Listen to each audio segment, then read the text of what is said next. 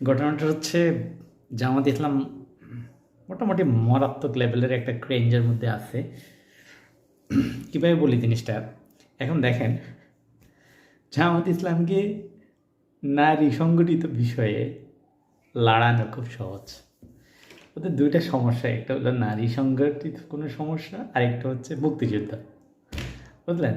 মানে নারীরা কোনো একটা বিষয়, নারীদের বিষয়ে কোনো একটা কথা বললেই সেটাকে ঘুরিয়ে পিছিয়ে ইনিয়ে বিনিয়ে কীভাবে জামাতের বিরুদ্ধে রাখা যায় কথাটা, সেটা হচ্ছে এখনকার একটা ট্রেন্ড হয়ে দাঁড়াইছে।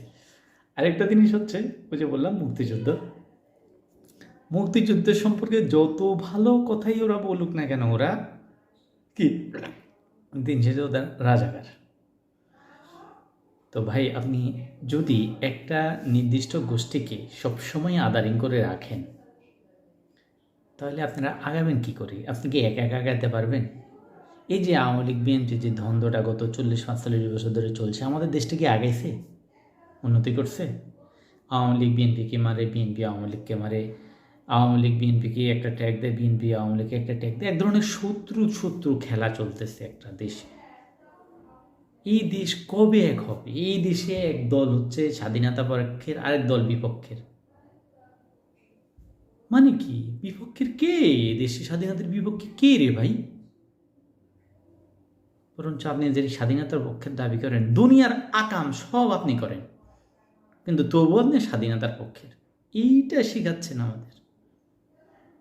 আমাদের এগুলা গিলাচ্ছেন। আমরা বইল না, আমরা আওয়াল মার্কা পাবলিক, আমাদের যা বলবেন মানে আমরা তাই গিলব। আপনি একমাত্র ভালো মানুষ। এই হিসাবগুলো চেঞ্জ করার কিন্তু সময় আসছে ভাই।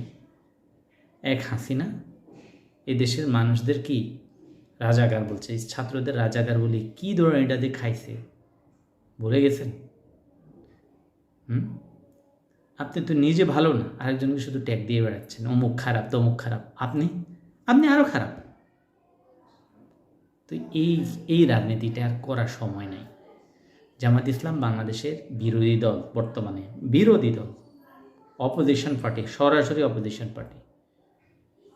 তাদের স্পেস দেন, তাদের কথা বলার সুযোগ দেন। কথা বলার সুযোগ দিলে আপনাদের হয়ে কথা বলবে। আর যদি ওনাদের ক্রমাগত বিরক্ত করতে থাকেন, তাহলে ওনাদের যে কোনো স্টেপ বাংলাদেশের বিরুদ্ধে যেতে পারে। এটা মনে রাখেন।